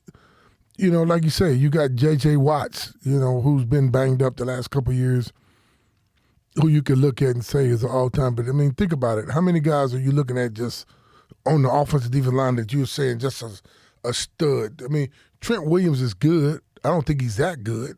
I don't think he's that okay. good. He had made all pro maybe one time. You know, he's good. Yeah. I mean, but he's good, but he's not. No. What about Jason Peters? Jason Peters was real good. Yeah, he's real good. You know, I mean, he's a 9. Yeah, Peters is a 9-time Pro Bowler, and he went to Arkansas, didn't he? And they moved him. Yeah, he's a good, real good. I mean, would he have been he would have been good. I think Jason Peters would have been good in our day. Now, would he have gone to the Pro Bowl all those times? I don't know, but he would have been real good. I mean, we had what happened with See, me. I don't think he would have went to the Pro because your competition was so crazy. Well, what happened to help me too was Tournay went with me one year. Eric Williams got in that car accident. Oh, yeah. Eric was the man, and then Eric got in that car accident, and so I was going a lot. And then once you get your name in there, you know, you pretty much go. Like, you know, like I said, I had a rough in '97. I still went, but you had me, you had Tournay the one year, then you had all them Cowboy guys going. Oh, that's right. You had Nate Newton, Stepnowski, Larry Allen. Yeah. So you had a bunch of Cowboys going every year, do you know? Yeah. Did you ever line up against Reggie White? My rookie year. What was that like? You know what? I played pretty good against Reggie. What happened was Reggie was the guy that moved around, but Reggie wasn't quick. They didn't run games with Reggie. Reggie was coming up and he was hump moving you. So Reggie didn't. So I short set him most of the time because I knew he wasn't going to run a lot of games. So Reggie gave me a lot of praise after I played in my rookie year because Reggie was real strong and I was real strong. But you were quick. I was quick and strong, but I'm saying Reggie was unnaturally strong. He would hump. Remember, he was a strong guy. Yeah. You know, Jumpy Gathers would do that too. Yeah. From the inside, but Reggie would come up and hump these guys and just throw them out of the way. Reggie was unnaturally strong. Who was the coach then? He was funny as hell. The coach for the Eagles then. Oh God, you had Rich. Buddy Ryan. Buddy Ryan. Yeah, Buddy he Ryan. was funny. He was a funny dude. Yeah, Reggie was a special guy on and off field. But I paid Reggie when he got the big money when he went to Green Bay in '93. Yeah, he got a hell of a contract on that one, huh? Mm-hmm. Now, big question for you. So now it's all about this, like, helmet to helmet, concussion, blah, blah, blah, blah, blah. And what I don't understand is, like, I had a guy in that was like Joe Namath and everybody, and he's perfectly fine. Why do you think now all of a sudden it's this big deal of, you know, I have concussion, I have PSD, I have this from football? Well, where the hell was – nobody said anything about that when, you know, they had the one-bar helmets and, you know, they're getting cracked. Nobody said anything. Why do you think now is such this concussion? I think they had issues. You just didn't hear about it as much. Guys weren't – they were just living or, you know, you got – you know so, like, they were kind of just dealing with it? Well, and it wasn't as public? some of them was not – well, you got one guy that should be in the hall, and I didn't really know that much about him because I was researching Kansas City. But he had some bad business stuff, and he ended up, you know, killing his wife and killed himself. Jim Tyrer from the Chiefs, 77, was on the Super Bowl team. Damn. He's like a 9-time All-NFL player, but he's not in the Hall, but he's in the Ring of Honor because he killed his wife. I mean, you know, you had guys with issues. You just, you know, look at Steve Michaels now. Well, he wrestled after he finished, but he's got ALS, and he's paralyzed with it from the neck down. So it's serious. You know, for me, we're in the trenches. I'm using my hands. I'm dropping back for pass protection. Oh, when I come, I'm exploding with you with my arm. Now, if I want to hit you and butt you a little bit, I can do it sometimes. But I can kind of, as a lineman, you can kind of control how you want to use your head. If you don't want to use your head as much, then you use your hands and keep your head out of there. So it's a little different. Now, linebackers, safeties, running backs, receivers, they're taking hits. So as a lineman, you can make it more body physical. You can make it more body physical, right. Yeah. And when you're a receiver or running back or quarterback, you're going to get hit. I'm going to tell you the craziest guys I played with are fullbacks, though. Fullbacks and linebackers. You got to understand. Lorenzo Neal, Tony Richardson, two of the best that ever played in the game. When they come in the game, their job is, for the most part, is to find that linebacker here, middle or over here, and I'm going boom, and that's their job. They're coming in to go full speed to run into that linebacker. Who was the best running back that you played against? Running back or fullback? With or against? Against. Against? All-around running back? Barry Barry or Marshall? Oh yeah, Marshall. Because Marshall was kind of like, Marshall could do more than Barry. Marshall was one of the first backs to come out of the backfield and come up the slot, like Ronnie Harmon used to do with San Diego. Marshall could beat you with this. He wasn't fast, he was quick, but Marshall would come out the backfield and run routes. Yes, and Sanders was just quick as hell. But Sanders was just, and we played pretty good against him, but Sanders was shake and bake and then trying to find a gap. Find a hole. Yeah. Find a hole. But Marshall, Emmett was good, but Marshall could do it all though. That's what made Marshall so good, because Marshall you could line him up at receiver. I forgot about the Cowboys. You got Emmitt Smith there. You had Troy Aikman. You had Emmett. We had Terrell Davis. You had played against some they good were ones. Tough. Yeah. Yeah. Yeah. You played against the best of the best. Yeah, I saw them. I saw all them guys play. Go ahead. Who was the pain in your side guy you played against, and you hated it when you had? Well, just the talking and stuff was Atlanta. Chuck Smith. He had a game against me. It was guys that gave me problems were guys that had power. Guys that wanted to dance like DT or Freeney and try to run around me. I want that. A guy that I knew was going to bull me like Rucker or Merriman. Or real long arms. Yeah. Sean Jones had them long arms. Yeah, remember Sean Jones? You remember Sean Jones? Yeah, look him up. He had long arms. Tim Harris. Tim Harris from the 49ers. Yeah. He had hands like this, too. Yeah. So he had Michael Jordan hands, right? I'm saying, I got long arms, so if I'm outstretching, I got a guy that's got his hand on the back of my pad, I'm like, psychologically, that's going to do something to you. Yeah. Yeah. So guys, real good. Jones. Real good player. Yeah. That's him. He was underrated. He was Super Bowl champ with the Green Bay. That's the team that Doug Evans was on. Yeah, you could see him right there in the 96. You could see how long his arms were. Well, he started with Houston. In back in the day. You see how big? Long. Yeah. Long, athletic, big guy. He looks thin, though. He don't look that big. Yeah, he was lean, but I'm saying strong, though. You know what I'm saying? But just long. Yeah. He just knew, he knew how to pass rush. Jason Taylor was good. But Tim Harris, too. Tim Harris, he gave me fits some of the time. Dolman. Who I went in the hall with. Yeah. Oh, shit. Good, man. Karate. That's when they were doing all that karate stuff. It was. Yeah, you like, again, you played against the toughest. And now you got to, I don't know. There's so many rules now. What do you think about the rules that they got now? Where you can't hit. I guess it's a good thing. There's too many rules.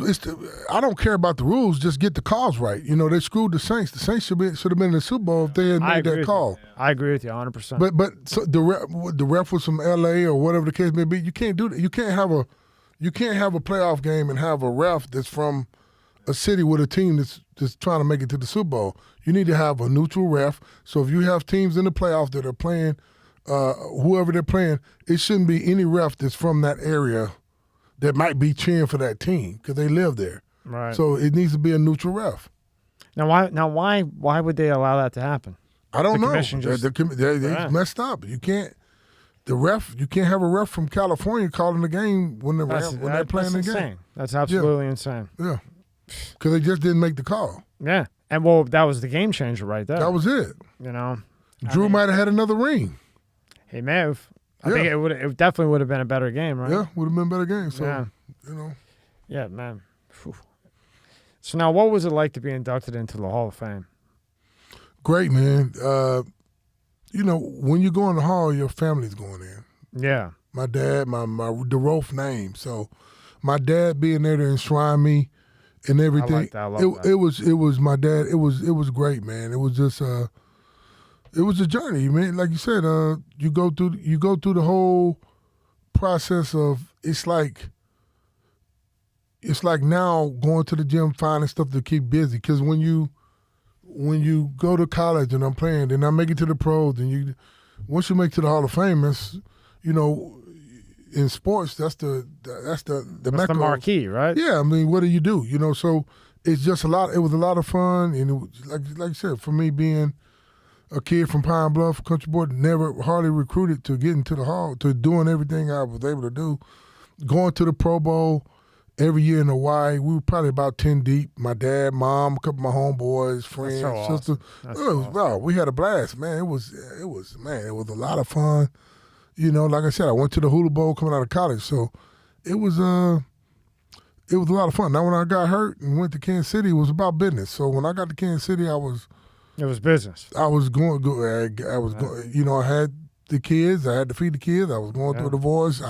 Gotta get yours. I gotta get set up for life after football. So I was there. I was living in California. It was about taking care of business. So I was happy I was able to go to Kansas City and play well. And that first ballot, they put Ed Sable in, but Shannon got in. He had waited a few years, and Deion and Marshall. Because Deion had came back and played a year up in Baltimore. Right. Yeah. And then Deion and Marshall, got in on that first ballot. So, Shannon deserved, to me, Shannon Sharp is one of the greatest tight ends to do it because he did it. He did it for Denver, and when he did it for Baltimore, he was their number one receiver almost. I agree with you. 100%. Yeah. And then, 2 years later, then you were inducted into the College Football Hall of Fame, right? Mm-hmm. You would think it would be the other way around, that you would have got college first and then NFL. Yeah, and like you said, another great story coming from, we had All-Americans, but they were Division II All-Americans. So for us to be an independent and me to be an All-American at La Tech from an independent 5 or 6 team. I mean, that's amazing, man. Yeah, it's not like you were playing for Alabama. Yeah, you're exactly. playing for. Let's just call it the way it is. But I played against Alabama. I played against the top the studs in college. You played against the top, but that school isn't because I played so well against Alabama in my senior year that. But for you to achieve that from coming from that school, I think is extremely impressive. Is what I'm saying. Yeah. So for me, I look on it and I say, man, I had a heck of a run. I had a lot of fun. We did a lot of kicking it in the 90s. I had a lot of fun running around, and it was some good times, man. It was really good times. But you got to mature, and you got to. Yeah. I'm 51 years old now, so you know what I'm saying? You look 36. I'm 51. So when you have a guy sitting across from you that is 6'5" and wears a size 17 or 15, you're 22 if you want to be. I got you. But no, man, it was. No, I was just about to be. I love the Hall, man. It was. You get around those guys and you just soak up the knowledge. I mean, Jim Brown, you got Dick Buckus. I'm looking over here. I got, Jim Brown, man. Fred Benistikoff. I'm sitting at the table with, Roger Staubach. I'm sitting at I'm sitting in the table with all these guys, and I'm friends with them. I go sign with them. I get to hang out with them. The sad thing about it is I also I see how precious life is because I see a lot of them. Especially last year, a lot of them go. Yeah. 3 think about it. We lost Dolman, got brain cancer. We lost him. We lost Cortez, was diabetic, and we lost Cortez at 48 up in Orlando. Yeah. And we lost Jack Butler was older when he got in the Hall, so the next year he was gone. You know what I mean? He was older when they put him in.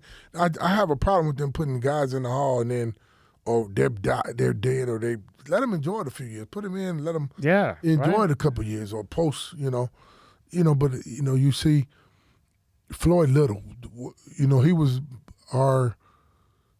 when I made the Hall, he was the guy that me and my dad flew to Indiana for the Super Bowl, one of the ones that the Giants beat Tom, but he was such a class act, man, and you see these guys get sick, and we get the emails. We know when guys are getting sick and getting bad. So, Kevin, boom, we lost Kevin Green like that. So it's you just you can when you get in a fraternity like that, you understand how fragile life is and how precious it is to enjoy the days you got. Especially it opens up your eyes, right? Yeah, especially with everything we got going on now with this COVID stuff, man. It's been crazy, man. I like what you said, though. I like that you said that the Hall of Fame was like for your family. Like getting in there was very important because it's a legacy for your family. Yeah. I like that. So I really respect that you said now that. I got to watch what I do and carry them on my. And I don't want to screw that up. You made a name for it. Yeah, I don't want to screw that. You don't want to screw it up. Nothing against the juice, but yeah, you know what I'm saying. I have an obligation. I'm part of that. The Shield likes good press and likes. They still watch. even, what you're doing at the football, they still want to see positive stuff coming from there. You want to keep your legacy positive. Exactly. You know what I'm saying? Yeah, because your children are going to live through that. Yeah. And you pass on. That's awesome, man. See, not You a lot of got people to. say that, though. But That's really cool, man. You really got to think. I mean, it's bigger than me. Yeah. I can't imagine. Can you imagine meeting Jim Brown? Whew. I mean, that's just to see Jim Brown. I see him walking around, and you know who's down in the area a lot. I don't know if you've seen him, but I heard goes to one restaurant. I think it's in Tequesta. Is LT. Oh yeah, LT. Yeah, well, I know LT because LT runs Ricky. Ricky's from Pahokee, and Ricky runs when he comes down. He runs with LT. LT's still playing all the golfers though. He goes over there and plays with Jordan and them. Oh yeah, he's over there with Jordan and them. Yeah. And you were saying before we went live, Jordan plays 36 holes, or he wanted to play 36 holes. That's what I heard. PGA. He played. No. He was playing at the Bears Club. Yeah, but he was going around people. But when I saw him. When I went over there and saw Ricky invited me over, they were in the second round at Floridian over there in Palm City. This is before his own course was done. I give him props because I don't know how you could play 36 holes of golf with a cigar in your mouth. The whole entire time. It's crazy. It's crazy, man. It's really crazy. Unreal. So, what do you see as the main issue with youth football right now? Like, if you take a look at youth football, what issue do you see, other than them giving everybody a trophy when they don't win? Well, you got to make sure you train right before you play. I don't know if you can train kids right. I started playing in the 4th grade. We got trained pretty good, but I wouldn't want a kid to put pads on until they got 7th, 8th grade. I just don't. You don't need to. You still got time. Too early to be getting hit at 4th. Yeah, I mean, I was in the 4th grade. My brother was in the 2nd grade. He was the smartest guy on the team. Damn. He was a safety, tiny.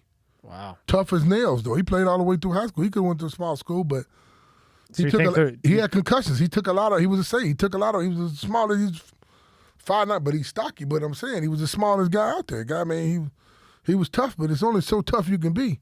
So you think that the issue is that they're starting too young and they're not weight? They're not. Yeah. You don't need to put pads on. No. Yeah. It's too young.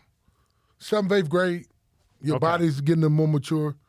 You know what I'm saying? You're starting to fill out. You're starting to fill out, and you don't need to be lifting all them weights. Because they'll push you like hell, to lift all the weights, and you're still growing at that time. And back when I was playing, it wasn't like a weight clause, so it didn't matter. Just how I was one of the bigger kids, so it didn't matter. It wasn't a weight clause. It's just how old are you? Yeah. Now you retire, and then you go and you coach. You coach. I coached 1 year at Santa Monica Junior College. Yeah. Now, was that fun or was it? It was all right. My leg, my legs was bothering me a little bit, and my back, so I didn't.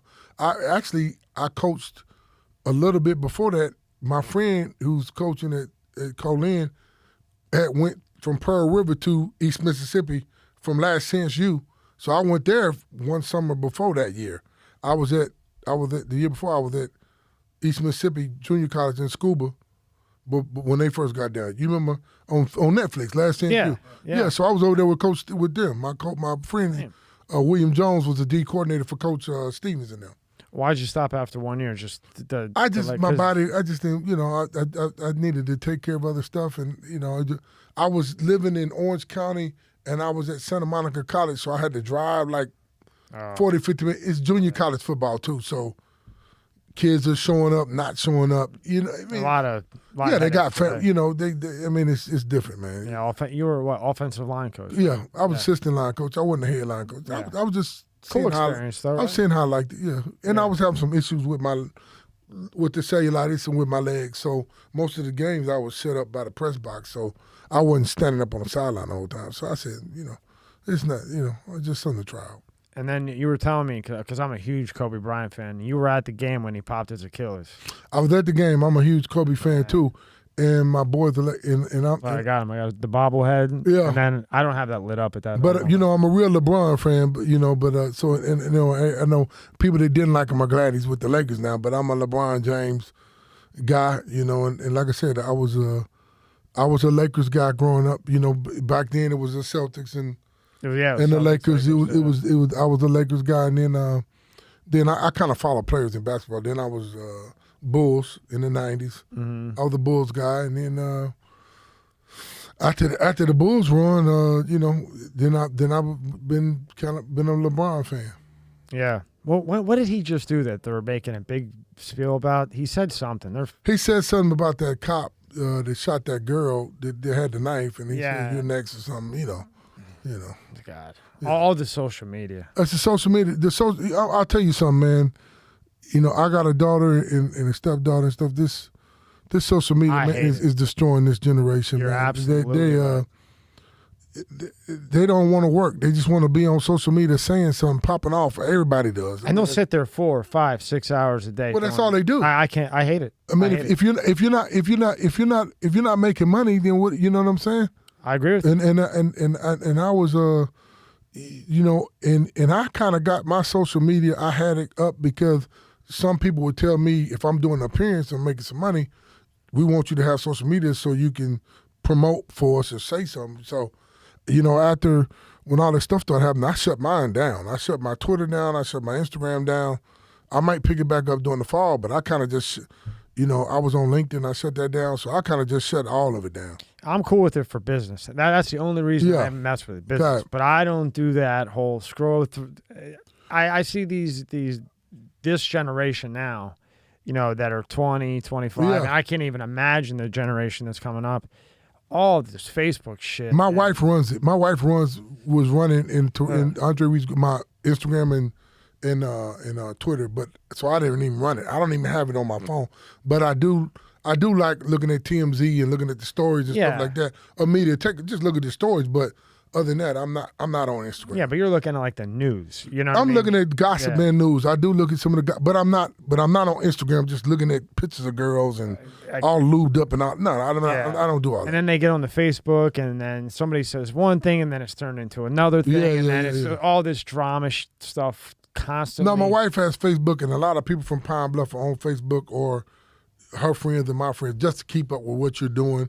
Right. And you can put nice stuff on Facebook. The older people, but I'm talking when they're sitting there for 4, 5, 6 hours. Well, they don't want to do nothing else, and then they just sit on the couch, and now they're throwing out checks to everybody, which is even more of an incentive to sit on the couch. Yeah. Which you and I are going to pay the taxes for them. Yeah. Which is just insane. Well, if they can make money like the OnlyFans, if you can make money doing it, more power to you. But if you're not making money, you don't need to be just. If you're making money, okay. They don't want to work. They don't want to do anything. That's the problem. That's the problem with this generation. Yeah. Pull up his. I did find one Instagram. No, that was. This was the article that you had sent to me. Yeah, the article they just had yesterday. Yeah, this was yesterday, and that's right. I forgot to mention. Out of 301 offensive line draft picks, you were the only one. No, 301 offensive players. 301 offensive players in the whole for the history of the Saints. You were the only one who made it to the Hall of Fame. Well, that's it, huh? Beast mode. Well, yeah, but then you got one that's gonna make it, but he wasn't drafted by Drew Brees. And the ironic thing was Drew Brees was the quarterback when I got to Kansas City, who with San Diego. And then there's some of your insane. Go back to his stats, man. Fuck. See the first 3 years. See when I hurt my knee, the fourth year. See, I missed 3 games. That's when I tore the MCL. I didn't miss a down. Yeah, I didn't miss a down. And then look, 98. See, I missed 1 game. I told you. Wow. Yep. I told you I missed one game in 98. Man, you're and then I tore my ACL. See, I played 7 games. That was it. With that no too. What was? 0-2. See, I told you we didn't miss a game till I tore my hamstring. Man, you're a strong man. What was the better fan base? I don't want to say better. Oh man, it was indoors is Saints, outdoors is Kansas City. It's great ball. Kansas City is more of a college type atmosphere, man. It's special in Arrowhead. I just love being out, and that's the one thing. You go from a dome team in the NFC to outdoors in the AFC. It's total different football, but I love playing outside. Look at that, Rob. 16, 13, 15, Especially 16. for an offensive lineman. Wow. You don't see that. These guys get rolled up on, they're out. Nah, they don't play.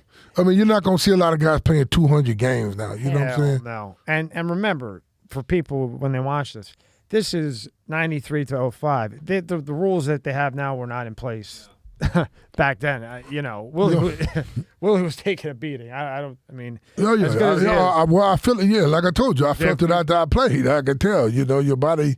Especially in the trenches, you're gonna feel this if you play football like that many games, you're gonna feel it when you're done. What do you think happened with Aaron Rodriguez? Do you think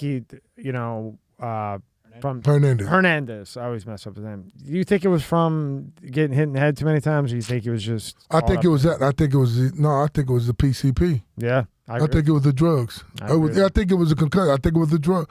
He was messing with that PCP. When you start doing that, man, it's all over. Yeah, it's over. Did you see when you were playing in the NFL? You see a lot of drug use? Not like that. No. No. No. A lot of steroids, though, right? On the DL. You can't. You can't. No, you really can't do it. By the time when I came in the league in '93. They're testing for steroids. You can't take steroids. I mean, you could take ephedrine and stuff when I first got in the league. Yeah. But now, if guys were doing anything, it would have to be HGH because they weren't doing blood stuff. Yeah. Steroids, you can't. No, they testing. So they would just hit the HGH and. Well, I mean, if you can get that, Yeah. You know what I'm saying? I wasn't a Roy guy, but you really couldn't. You know what I'm saying? You couldn't take Roy's. I mean. Yeah.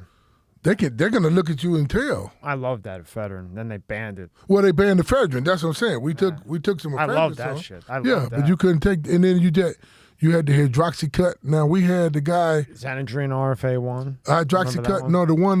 What's it? Rip Fuel. Now I remember we had a teammate took them Rip Fuels to take it before the game. Now I can't take Rip Fuel. I didn't like that because it makes you sweat too much. It would dehydrate me, but. I know a guy that was taking it and he got it like a hole by his heart and lung because they were doing his stomach because he was popping them for the game. I mean, you can't do that stuff. But I was more, if you want to do some of that stuff, it's gonna catch. Like I said, whatever you do catches up with you later. You saw the young man that liver disease went in his family, but he died at 33. He died. Yeah. You know what I mean? If you're doing steroids and you're taking Toradol and you're taking pain pills and you're taking this and that, it's going to do something to your body. You're going to mess your kidneys and your liver up, or you're going to mess your heart up. Because you figure, if they're doing that, they're taking the steroids. Yeah. Right? You're going from town to town. You're going out. Now you're going to drink on top of the steroids. You're drinking on top of that. Right? And whatever else. That will catch up to you. More the 70s, 80s. The beanie weenies, the yellow jackets. Yeah. That's Mike. Jackets. That's Mike. That's in the 80s, 70s, that's Mike Webster, all them guys, Lala Zato. By the time football you got to the early 90s, baseball they weren't testing, football they were testing by then. Wow. You couldn't do that. And then, when I got to Kansas City, my first year, I got pulled over. I went to a little party and didn't know where I was going and got a little DUI. So once you get a DUI, you're on the program 2 years. Once you're on the program 2 years, they pissing you every week. Every week they're pissing you. Once you on the NFL program, I got to call them in the off season. If I go to Newport, I got to call them and I got to say, "This Willie, I'm going to boom, boom, boom, boom, boom address." They come to your house and piss you wherever you are. Remember Ricky Williams went out the country? Yeah. They're pissing. They got people all. Sounds like probation. They piss you. But this NFL, they're coming to piss you anywhere in the country. So when they knock on your door, you have to give them a urine sample within an hour. Yeah, so you're not going to get away with it. No, you can't get away with it. No. Yeah. You can't. That's awesome. So now that you're out of the league, do you like watching NFL better or college better? Good question. Probably a little more college. I like both. I like watching a good game. Even if I'm watching basketball and I used to flip through the NBA, I want to see, if it's a blowout, I want to see a competitive game. I don't want to see blowouts. I don't want to see, I want to see good fundamental football. I want to see running, passing, a mixture. I just don't want, I'm the same. I like college football better for the most part because they're trying so hard to get to the NFL. Yeah, they're trying hard to get to the NFL. So they're not already, they didn't get that check yet. They don't have that fame, that notoriety. So they're all playing 100%, doing their best. And So these top colleges are like semi-pro football teams. These coaching staffs are good. The college football you're watching now, these guys, these are top flight. You know what I'm saying? It's very competitive. So you got some real good football. Yeah. Until the playoffs. I like watching college football. You know, because it's just everybody's trying so hard, and it's not all about the money and the fame and that. You know, just me. Well, they're probably making a little money in college too. I was going to ask that. Do you think they should pay college athletes? I think some of the schools they're making, they're not hurting for anything. Let's say that. I don't know what they're getting, but these big colleges, you got to. I mean, come on, man. Just like these basketball boys. Yeah. You got. I mean, these college programs are making kind of similar to what some of these NFL teams are making a year. Yeah. I mean, these top college programs are making $150, $200, $180 million in a year with the SEC schools. They get paid, man. And they're not giving anything to the players. I mean, well, they're not not on paper. On paper, yeah. Yeah, they're not. Yeah, but I'm sure the coaches are making $10 million. Come on, man. You think these? I mean, if a guy needs a little cash, you know what I'm saying? Yeah. I mean, I played for Louisiana Tech. If I sometime might get a little, you get a little cash, something, Yeah, and that was 93. Yeah, that's in the 80s. Before that was in the 80s. Yeah. So imagine what they're doing now. Yeah, I'm saying it wasn't making money like it is now. These TV contracts, come on, man. You got to take care of these guys. Before I let you get out of here, let's see what Floyd Mayweather is going to make on this fight. Pull that up. What do you think? What do you think, Willie?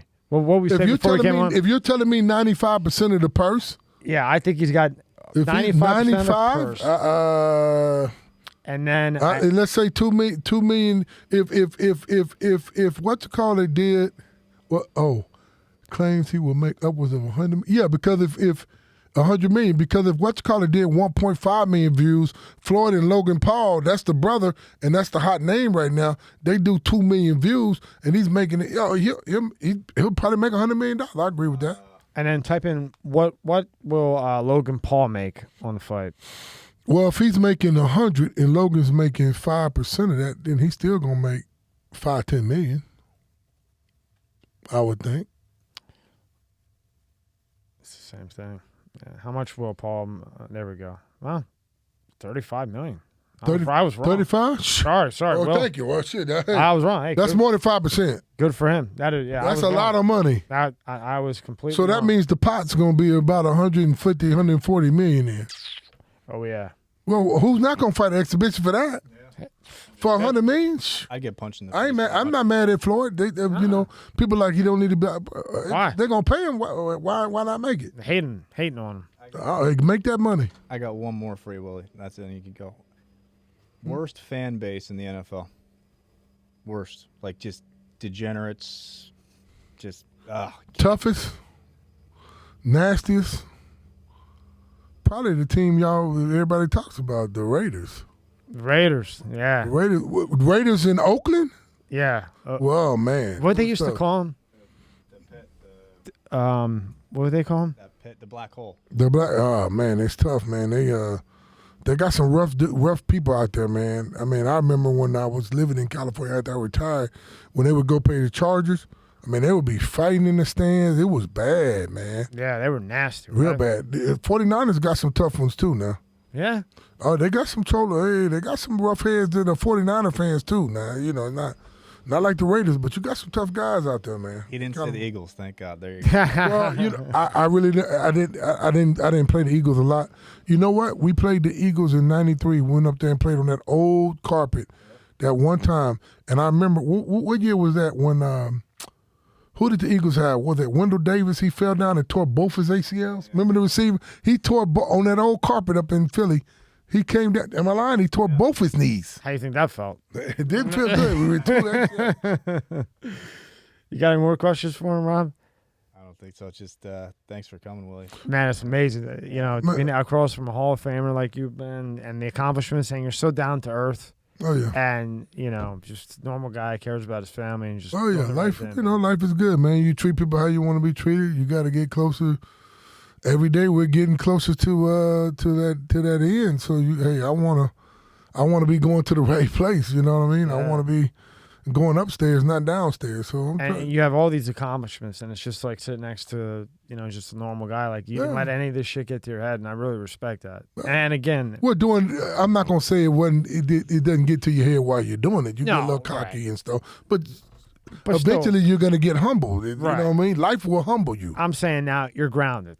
Yeah. Oh, yeah, you got to be. Yeah, I think that's awesome. And again, I really think it's awesome that when you were inducted into the Hall of Fame that you thought about this is the legacy for my family. That's what me. I think that's awesome, man. Well, and you got to understand, too, I'm a small college guy, so it wasn't like I came with it'd be different. I probably would be a different person, or you have these guys that were all this, and then they get to college and they're all this and all that. So they've been...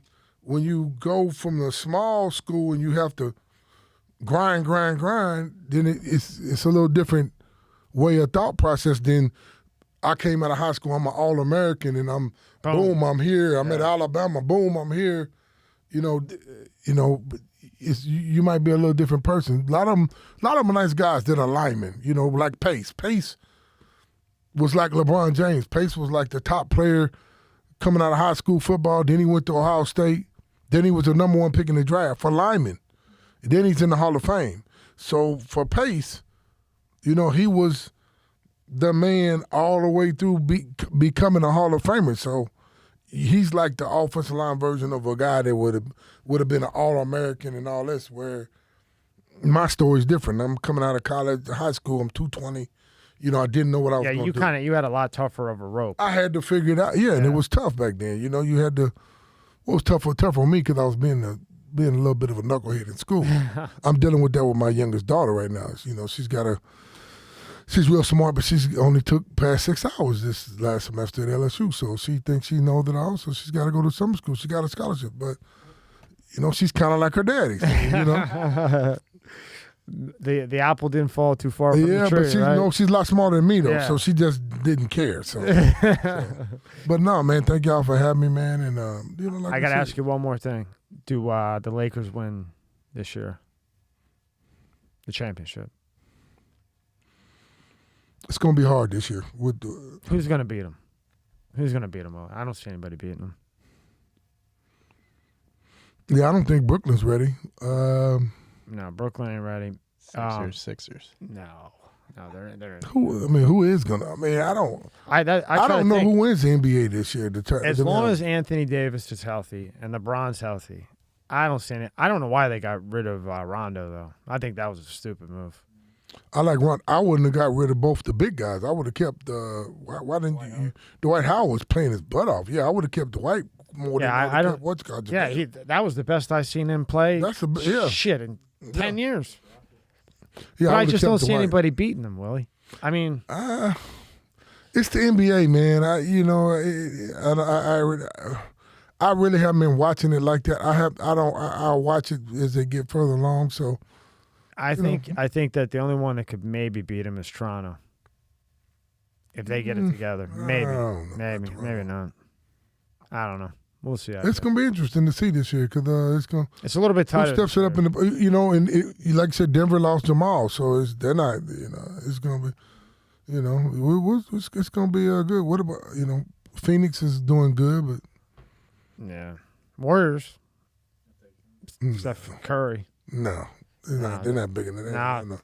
No, Thompson. Yeah, no. So I'm going to go with the Lakers, Willie. We'll see. All right. Look forward to it. Thank you so much for your time, for having me, man. Willie, and I really respect you. Congratulations on all your accomplishments and your family for their accomplishments as well. Yeah. Thank you very much, sir. Thank you for having me.